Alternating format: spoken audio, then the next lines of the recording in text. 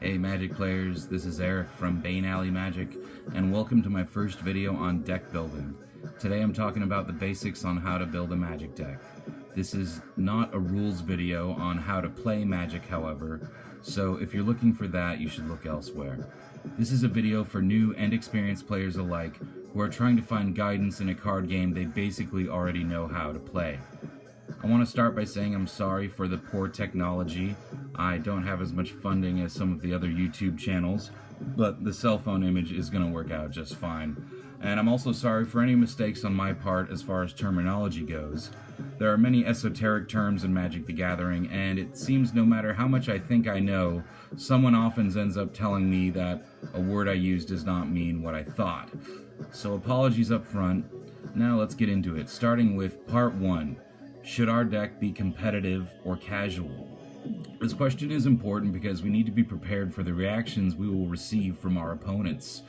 If you want your deck to win every single game, then you're not building a deck that's to play with friends. You're building what we call a competitive deck, or a deck that was built for a competition. If you just want to have fun with your friends and occasionally win a fair game, then you want to build what we call a casual deck. No matter how competitive your deck is, everyone is bound to lose sometimes, and games are never as fun when we lose. Often Magic players get very upset when we lose. This is especially true in a multiplayer format like Commander, where the other 3 players will probably gang up on us if we're playing competitively and try to kill us as soon as possible. When you have an extremely competitive deck built to win every game by turn 6, you need to remember that the new and casual players will not be having fun playing against you. All too often I've witnessed the irony. A competitive player wins at what is supposed to be a casual game, and their fun is also diminished because for them it was no longer a game of strategy. It just became a game of, well, if I draw this certain combination of cards, I win. Now that's the type of game where no one says good game afterwards, and instead everyone, including the victor, leaves with a salty taste in their soul. One example of such a competitive deck in Commander is Sidisi Undead Vizier. So here she is. She is a zombie Naga, 4/6 Death Touch exploit, which means when she enters the battlefield you may sacrifice a creature, and when Sidisi exploits a creature you may search your library for any card, put it into your hand, and then shuffle your library. She's 3 of anything and 2 black to cast. So with Sidisi you have a tutoring effect, which basically means you get to search your library for any card and put it into your hand. And since this ability is on a commander, this is a deck where the controller gets to basically customize their entire hand. And so it's really powerful. I've played against this deck before, so I'll tell you how it went down. The Sidisi player started by casting tons of artifacts that tap for mana, what we call mana rocks.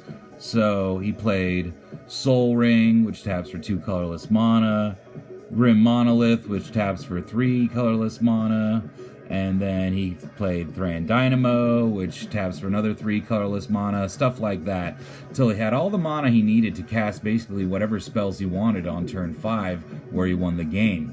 First he used his commander a couple times to tutor, and then he comboed off. First he cast Ad Nauseam, which says it's an instant and says reveal the top cards of your library and put that card into your hand. You lose life equal to its converted mana cost. You may repeat this process any number of times. So this guy draws like 25 cards and goes all the way down from 40 to 5 life. But then he casts Paradox Engine, which says whenever you cast a spell, untap all non-land permanents you control, including all of his mana rocks.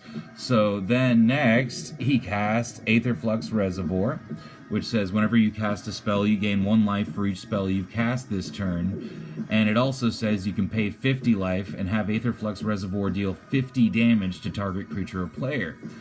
So the final piece of the puzzle was Yawgmoth's Will, which says until the end of the turn you may play spells from your graveyard. If a card would be put into your graveyard from anywhere this turn, exile that card instead. So, Yawgmoth's will allowed him to recast any spells from his graveyard for the rest of the turn, and so every time he did cast a spell, he gained loads of life off of Aetherflux Reservoir, and untapped all of his mana with Paradox Engine, he untapped all of his mana rocks with Paradox Engine so he could continue casting the next spell.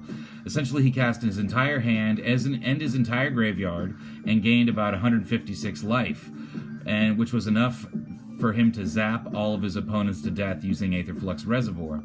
Now, if you thought that took a long time for me to explain, imagine how long it took for this guy to complete his turn. I mean, we're all just sitting there for like 15 minutes while he's dirtling, just going on, and essentially, there's nothing we can do. We're just waiting for him to win the game. I've also seen this combo go off with Kess Dissident Mage on turn 5, and the other players were so upset. I remember one guy saying, "Why would you even play with that kind of deck, man? Like, what kind of fun is that?" And the Kess player actually felt so bad they apologized, and he even asked to borrow someone else's deck for the next game because he had only brought his Kess deck. So hopefully now you can see why playing such an extremely competitive deck can be detrimental to your playgroup's fun and is frowned upon for casual gameplay. Now let's talk about ultimate combos real quick. An ultimate combo is when you get a certain combination of effects that allow you to win the game instantly.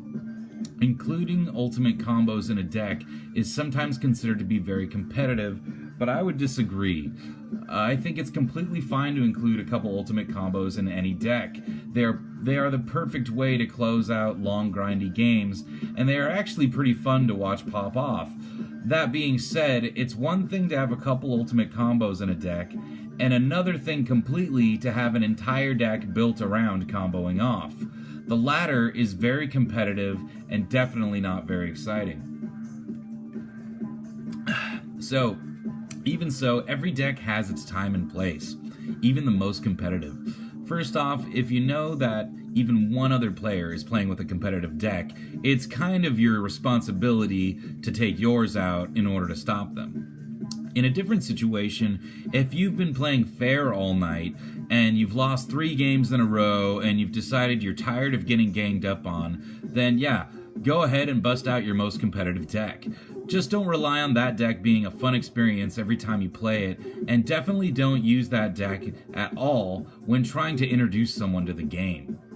Now, on the topic of fun, remember that only one person can win, so in multiplayer games that means the odds are always going to be against you. Your opponents did not show up just to cheer you on, after all. You can have what you think is the best deck, and then everyone else just gangs up on you and kills you on turn 6. It sucks. It always sucks, but if we are mature, we can learn and grow. I can't tell you how many times I was upset after losing a game, but every time I waited about 5 minutes, and the anger was gone. That's what I love about this game so much. It tests your ego like you never imagined. Sometimes I've gone on losing streaks that seemed to never end, but, I had to deal with it or quit, and because I chose to deal with it, I had fun even when I lost. So instead of bickering, I went home, rethought my strategy, improvised, overcame, adapted, and eventually I came back and I won. My next deck is actually going to be the polar opposite of a competitive deck. It's my first flavor deck. In other words, it's a deck built purely on a fun theme and is not intended to win games. I call it War Party, and every card in the deck is about getting drunk and raging. Olivia Valderin, if you don't know, is getting drunk at a party on her card, and so she's the commander. I thought she's the perfect choice for the Get Drunk and Party deck. The deck has songs, dancers, ragers, revelers, there's food, drinks, chalices, elixirs, and overall just belligerence and insanity.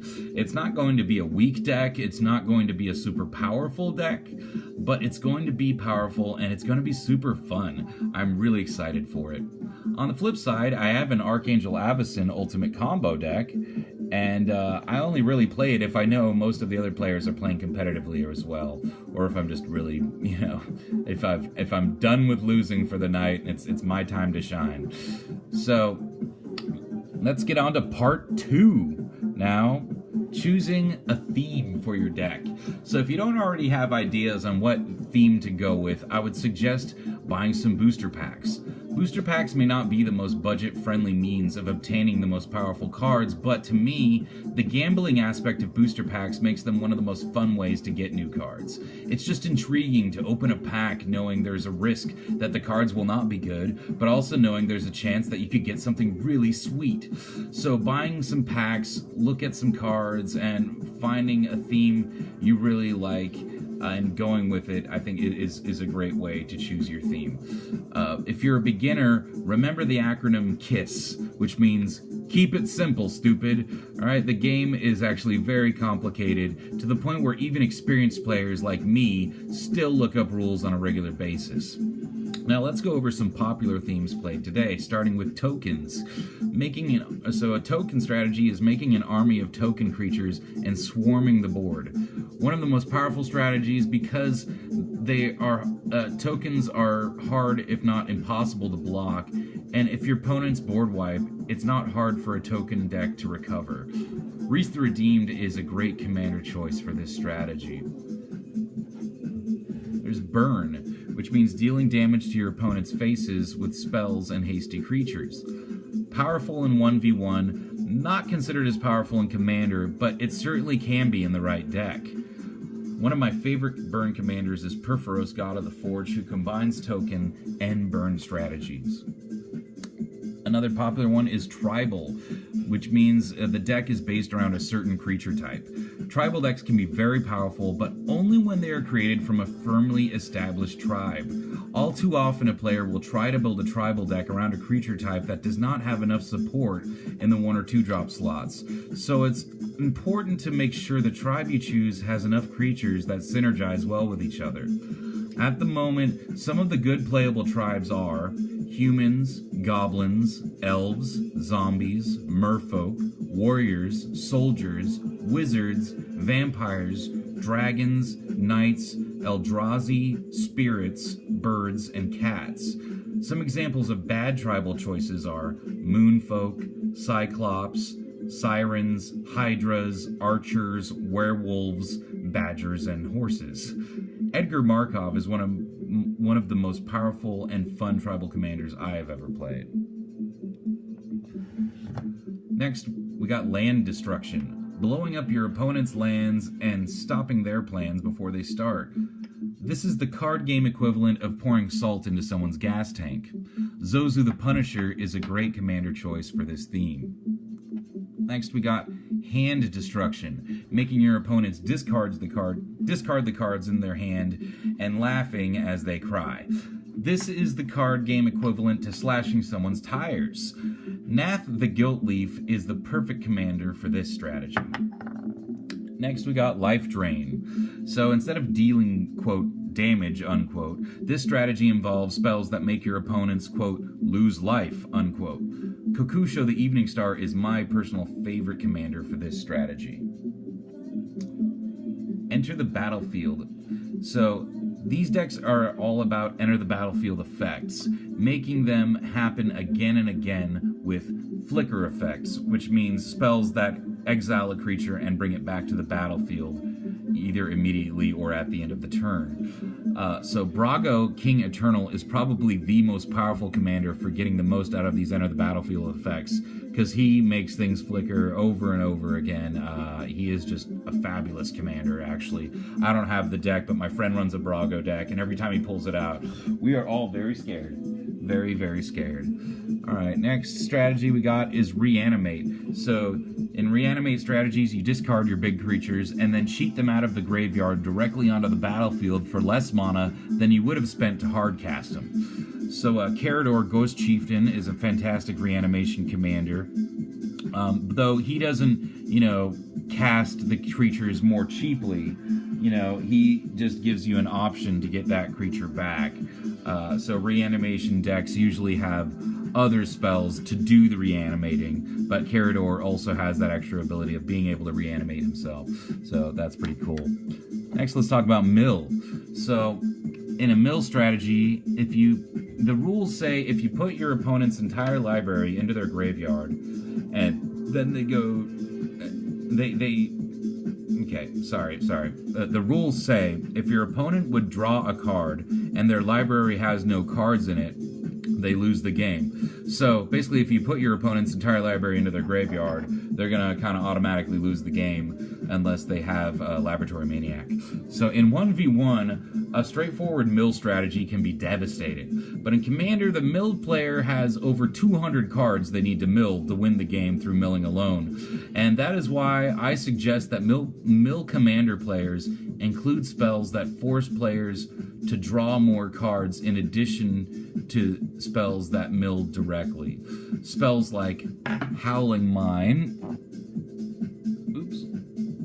Oh, okay. Well, looks like I missed Howling Mine in there. Alright, so spells like Howling Mine and Jace's Archivist are great examples. Howling Mine says, at the beginning of each player's upkeep, as long as Howling Mine is untapped, that player draws an additional card. And Jace's Archivist is a 2/2 Vidalcan Wizard, which says if you pay a blue mana and tap it, each player discards all the cards in their hand and draws cards equal to the greatest number of cards discarded this way. So including those cards in a deck like Nekusar the Mindraiser are really powerful. And, you know, they're just powerful in mill strategies in general, because mill by itself, like I said, often doesn't do it. You often need other cards that force people to draw extra cards as well to get the complete mill effect in a Commander game. Alright, so let's move on to Voltron strategy. Alright, so in a Voltron strategy involves a deck that has a single creature that can kill the opponent in 1 or 2 blows because it is loaded with auras and equipment. Kind of like the character Voltron in the old cartoon, how it combined multiple vehicles into one. Well, the Voltron strategy is you equip one guy with multiple artifacts and auras and try to 1-hit kill somebody or 2-hit kill somebody. And I think actually a fun choice for a Voltron commander would actually be Sliver Hive Lord, because it's an indestructible creature and you got all the colors to choose from. So that'd be a fun build around, though Earl is most people's go-to choice for commander. Next strategy we got is Infect. Infect is an older mechanic in the game, created before Elder Dragon Highlander was even a thing. So when a creature with Infect deals combat damage, it deals it to creatures in the form of -1/-1 counters. Players dealt damage by creatures with Infect receive an equivalent amount of poison counters instead of taking damage. And when a player has 10 or more Infect counters, they lose the game. Skithiryx the Blight Dragon is the only commander I know of that actually has Infect themselves, but there are plenty of choices for commanders without Infect that can assist creatures that have Infect, such as Hapatra, Vizier of Poisons, and Atraxa, Praetor's Voice. So whatever theme you choose, remember that you want every card in your deck to assist or synergize with that theme as much as possible. You don't want to include multiple themes in a deck, because often they will counteract each other. You know, you want to really stick to one theme and go with it. That's not to say you need one win condition, but you want all your win conditions to kind of revolve around your theme. Alright, so next let's get into part 3, choosing an archetype for your deck. So the 3 archetypes in Magic are aggro, control, and combo. Aggro decks are all about dealing damage and attacking to kill the opponent as quickly as possible. Aggro decks are proactive. They are built around disabling defenders, beefing up attackers, and going after the opponent's life total directly. Control decks are about stopping the opponent's plans and making it impossible for them to enact their own strategy, meanwhile slowly placing the pieces for their own victory. Whereas aggro is proactive, control decks are reactive. They are more built around stopping attackers, removing threats, and keeping their life total in the comfort zone. Lastly, combo decks are decks that combine effects of different cards to create immediate or near immediate victory conditions, such as infinite damage, infinite tokens, or infinite mana. Where the other 2 archetypes are proactive and reactive, combo decks usually don't care what else is going on in the game. They often allow their life total to drop dangerously low because they know their deck is all about winning in one turn anyway. Combo decks are built around finding combo pieces and making sure the combo goes off without interference. Combo decks are often considered more competitive than other decks, but it's really not true. It's just another way to play the game. I mean, what kind of game would Magic be if combos weren't allowed? Not much. It wouldn't be a fun game, I'd wager. In 1v1, aggro decks will often end the game on turn 4. But in Commander, with more opponents and with each of them having 40 life, the aggro strategy is not as powerful on its own. So having 1 or 2 ultimate combos is always a good idea. You will inevitably end up in a situation where you'll lose the game unless you can win on a single turn. Some examples of these deck archetypes in Commander would be Yuriko, the Tiger's Shadow, for aggro, Queen Marchesa for control, and Teferi, Temporal Archmage for combo. The other combo piece for Teferi, by the way, is the Chain Veil. Alright, so now into part 4. Choosing your win conditions. This is really important. With every Magic deck, you need to ask yourself, how do I want this deck to win? If you're playing a land destruction deck, for example, there needs to be something other than land destruction cards in the deck so you can finish the game. If you just blow up all the lands on the battlefield, it will only make the game go longer if you didn't cast some decent creatures first. In general, most people want to win by assembling an army of creatures and dealing huge amounts of combat damage. And that is one of the most powerful, if not the most powerful strategy in the game. But keep in mind, that is also the strategy your opponents will be expecting. And so it's what most people are going to build their decks to deal with. When a win condition or possible win condition exists within a single card, that card is called a bomb. The most basic example of a bomb is just a large creature, preferably one that can get around blockers. In 1 versus 1, bombs can end games all by themselves, but in multiplayer games, they often need a little help. So Commander decks should be stuffed with bombs. They should be full of bombs. Some examples of bombs are Debt to the Deathless, Comet Storm,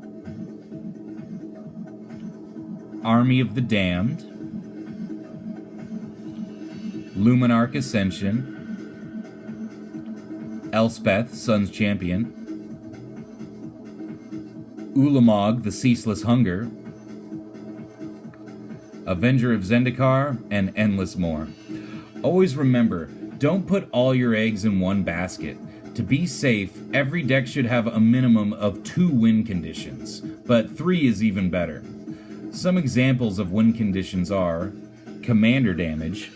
So this only applies to Commander, but the rule says that if a Commander deals 21 points of damage to a player, even its owner, that player loses the game. This damage does not need to happen all at once. It's normally dealt over multiple turns. Commander damage is a solid strategy, especially in 1 versus 1 Commander, but in multiplayer, it is important to remember that it is extremely rare to kill more than one opponent with Commander damage. Daragaz Reincarnated is a great commander for winning with Commander damage. Next, we got cards that say you win the game, such as Approach the Second Sun, Mortal Kombat, and Revel in Riches. Remember, these cards need support to make sure their win conditions are met and not interfered with. Next, we got combos. So comboing off is a perfect way to end a grinding game. One that can go into any black deck is the combo Exquisite Blood, which says whenever an opponent loses life, you gain that much life, combined with Sanguine Bond, which says whenever you gain life, target opponent loses that much life. So this is an ultimate combo that will win the game. Some people say, oh, well, that is a combo that never ends, so then the game ends in a draw. Well, it is a combo that does end because at some point a player dies. So combos that never end are combos that also don't have any player dying. But as soon as a player dies, state-based actions are checked, and whoever's left alive wins the game and the combo is over. So another combo which can go into any deck strategy is the Ashnod's Altar, which says sacrifice a creature to add 2 colorless mana to your mana pool, and it's an artifact. combined with Nim Death Mantle, which is an equipment that says a bunch of stuff, but the important thing is it says whenever a non-token creature is put into your graveyard, from the battlefield, you may pay 4 mana. If you do, return that card to the battlefield and attach Nim Death Mantle to it. In order to work, this combo also needs any creature which will create 2 or more tokens. So here's Mere Battlesphere as an example. So what you do is you sacrifice the Mere Battlesphere to Ashnod's Altar along with one of the tokens that it created. So that's going to add 4 mana to your mana pool. And then you activate Nim Death Mantle and use that 4 mana to bring the Mere Battlesphere back to the battlefield. And then you get all those extra tokens again. And then you sacrifice the Mere Battlesphere and the other token to do the process all over again as many times as you want, and in the end you end up with infinite tokens. And there are creatures that create 2 or more tokens when they either enter or leave the battlefield in every single color scheme. So whether you're mono blue, white, red, green, black, red, this combo can go in any deck. And it's not too expensive either. It's a pretty budget choice. So continuing, Burn is another win condition. Burn the opponents to death. Fun! Aristocrats. Aristocrats is a fancy name for draining your opponent's life, slowly. This strategy is named after certain vampire decks that originally used it. So, you can also do the Nim Death Mantle Ashnod's Altar strategy when you combine it with Blood Artist, and then you just kind of win the game by draining your opponents out. Aristocrat style. Right? As we've already discussed, Mill is another strategy. So the rules say if you would draw a card and your library has no cards in it, you lose the game. So if you empty all your opponent's libraries into their graveyards, you win, unless they have a special card called Laboratory Maniac. Next, let's talk about combat damage. All right? Whether attacking with big creatures or an army of small creatures, dealing regular old combat damage is the most common and probably the most powerful win condition. The game is built around it. You will find a plethora of combat tricks in every color whenever you look for them. So having combat damage as your chosen win condition is very strong and not a bad idea at all. Alright, another win condition is the lockout. This strategy involves making it so your opponents basically can't play the game. Usually, they either can't untap their permanents or they can't cast spells they need to. So they consistently pass the turn to the player who will eventually kind of win by default. Not the strategy that will get you invited back often, but certainly one of the most powerful strategies. Alright, let's move on to part 5, Fuel for the Fire. So, Magic is played by putting lands onto the battlefield and using those lands to generate mana, and spending the mana to cast spells. That is why the 2 most powerful and sensible additions to any deck are cards that accelerate your mana and spells that give you card advantage. Spells that accelerate your mana are called ramp spells, the most powerful of which, in my opinion, are those that allow you to search your library for lands and put them directly onto the battlefield. Mana rocks are great too, they are just more vulnerable. Card advantage in general means that you have more cards than your opponent, and it also refers to situations where you use only one of your cards to deal with multiples of your opponent's cards. Some types of cards that generate card advantage are cards that let you draw more cards like Rhystic Study, cards that make your opponents discard their cards like Nicol Bolas the Ravager,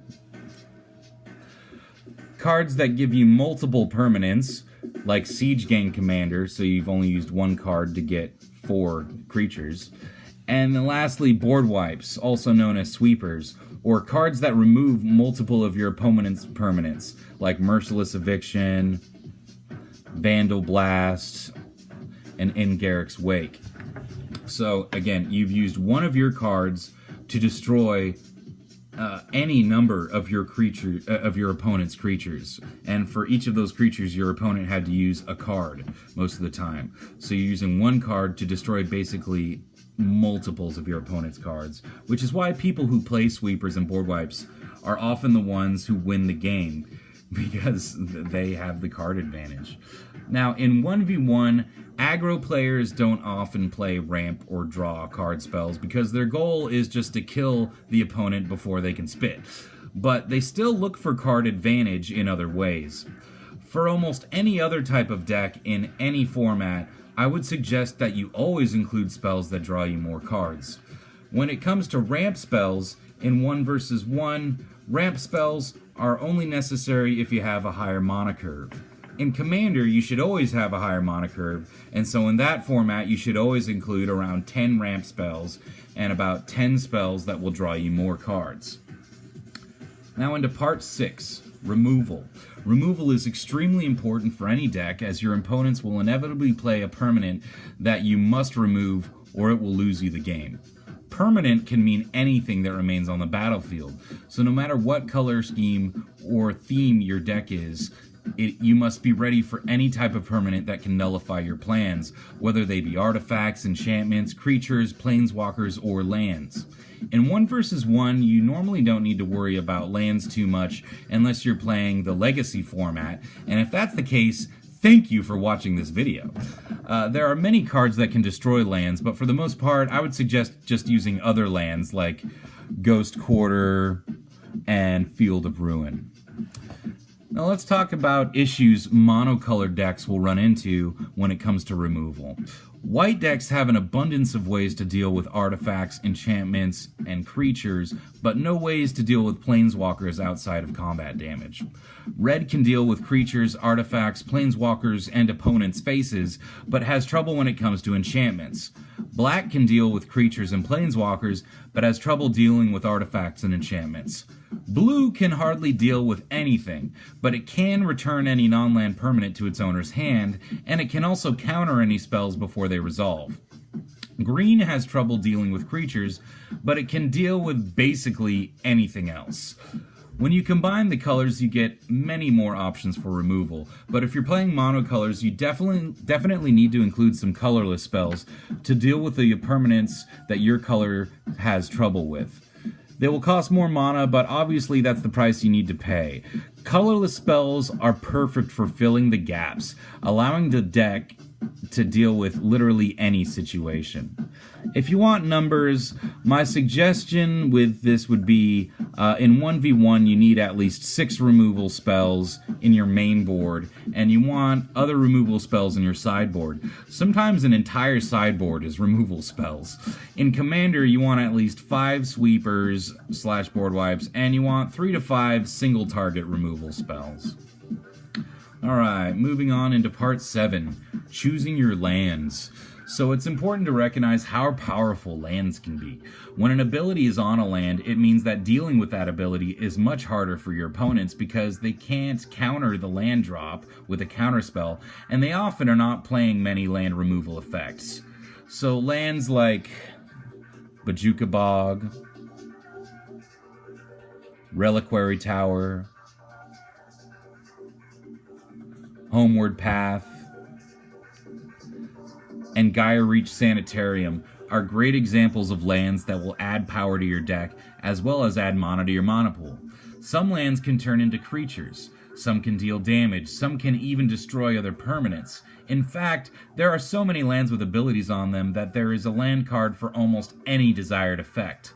In fact, in the Legacy format, there's even an entire deck built around lands, which just so happens to be called lands. Now, I'm not going to talk about mana base very much, but here's a quick summary of how I go about it. So, the amount of lands you include in your deck will depend on your mana curve and the average mana cost of spells in your deck. Let's start with 1 versus 1. In a normal 1 versus 1 constructed formats like Standard and Modern, you normally want somewhere between 18 and 26 lands. Now 18 is really low. In a deck with only 18 lands, you want none of your spells to cost more than 3 mana, and you want most of them to have a converted mana cost of 0 or 1. An average 1 versus 1 deck will have about 22 lands. I only put more than 22 lands in a deck if it includes spells that have converted mana costs of 5 or higher. In Commander, you normally want between 35 and 40 lands. Most Commander decks have 36 or 37. Statistically, 37 lands, with 37 lands, you should not draw too many or too few. You can, of course, have less or more, but you should always have a reason for having less or more. In Commander, you want a higher mana curve. If you don't, it will be easy for your army of little dudes to get overrun. So unless you can afford some of the most expensive lands in Mono Rocks and Magic, I would suggest having no less than 36 lands. Now, next we're going to talk about protecting your creatures. Not every deck cares about protecting its creatures. Some even want their creatures to die. But if you're playing a deck that has a hard time recovering from a board wipe, it's important to include some form of protection for your creatures. In 1 vs. 1, the most powerful forms of creature protection come in the form of instant speed spells. Spells that can instantly give your creatures indestructible or hexproof, or spells that temporarily remove your creature from the battlefield. These are great ways to out-trick the opponent, you know. The reason that instant speeds are better is because the opponent doesn't see them coming. In 1 vs. 1, decks that care about protecting creatures, I will always include at least 3 protection spells that do so. In Commander, if a deck cares about protecting its creatures, instant spells are still very powerful, but normally we want a permanent instead, so we can give a creature or creatures continuous protection throughout the game. That is why Lightning Greaves and Swiftfoot Boots are so powerful, because they remain on the battlefield and your commanders can use them again and again. In Commander, I will include anywhere from 3 to 5 creature protection spells in the deck. And that gets us on to the next section, Part 9, Life Protection. Now, in Commander, many decks, especially red and black decks, create fear or even hate in other players. Some good examples are Purphoros, Nicol Bolas, Thalia, and Rurik Thar. If your deck's main theme is based around mill, hand destruction, land destruction, counter spells, burn, creature sacrifice, infect, lockouts, life drain, or any other type of group kick in the balls strategy, the chances are that your opponents will gang up on you. Therefore, decks that will knowingly draw hatred need to be ready to protect their life total. Not all decks care about life total. Combo decks don't care about it at all. They can go all the way down to 1, and if they get their combo off, they still win the game. In 1 vs. 1, our opponent has only one target, us. So as long as we can win the race of who deals 20 damage first, we don't need to be concerned about gaining life.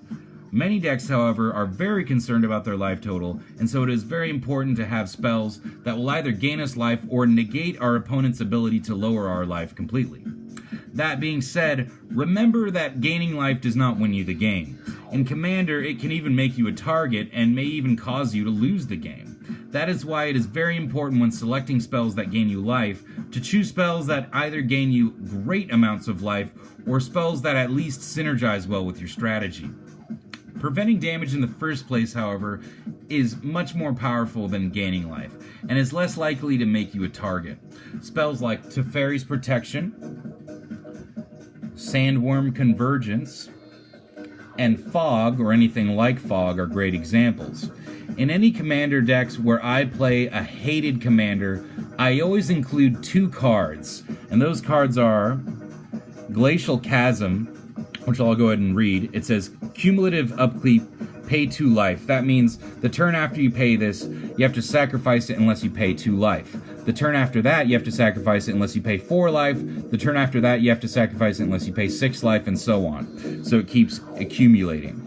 And Glacial Chasm also says, when it comes into play, sacrifice a land, and creatures you control can't attack. So this all sounds bad, but the good part is the very last part.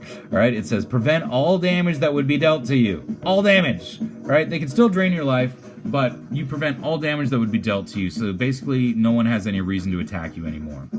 And so this is just exactly what most hated decks need. They need exactly this card, and because of that, I also include Expedition Map, which is just an artifact that lets me look for any land and put it into my hand, but it also lets me get non-basic lands. In other words, it lets me get Glacial Chasm.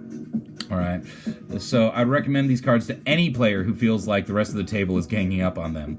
Now, because Glacial Chasm does not tap for mana, and it makes you sacrifice a land, remember, do not include it in your land count.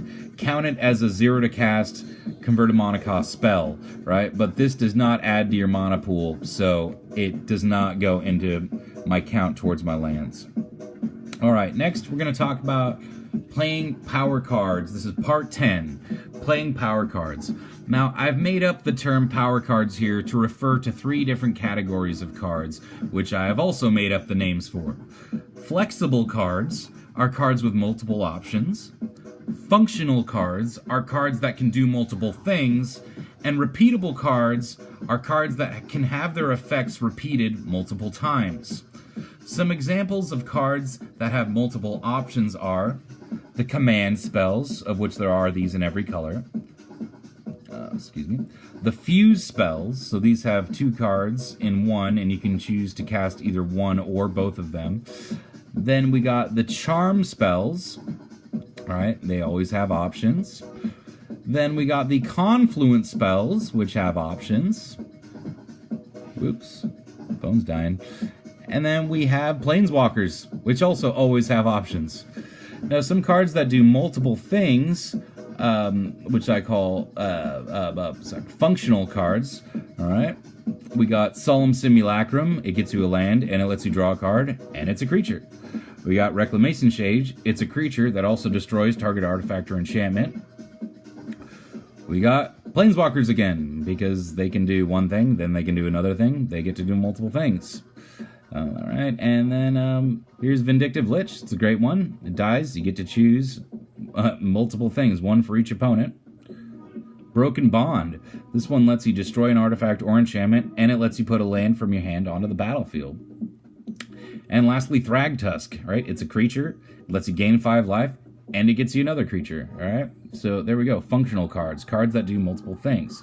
Now, some examples of the repeatable cards, alright?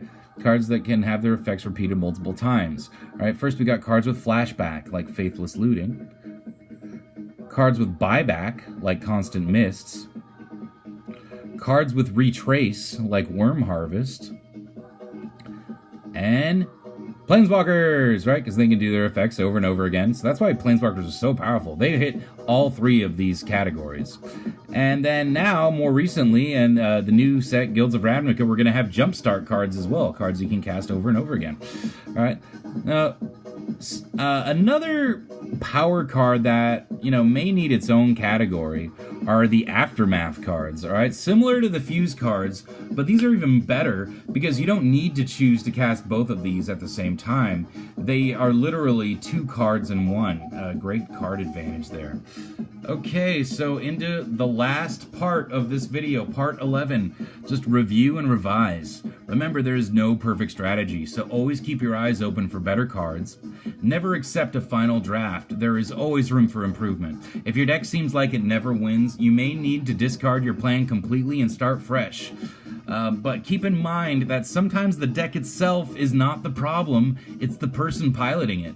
In other words, you may not be playing the deck in a way that maximizes its value, so be sure to read your cards multiple times before you play with them. Ask questions whenever you can, and when things go wrong, be sure to ask yourself, how could you have played differently, and whether or not you should have kept your opening hand. Remember that even the most experienced players make mistakes all the time. Well, that's it for today, guys. I hope you enjoyed the video. If you did, please like and subscribe. It helps out a lot. This is Eric from Bane Alley Magic signing off. Until next time, take care and take it easy.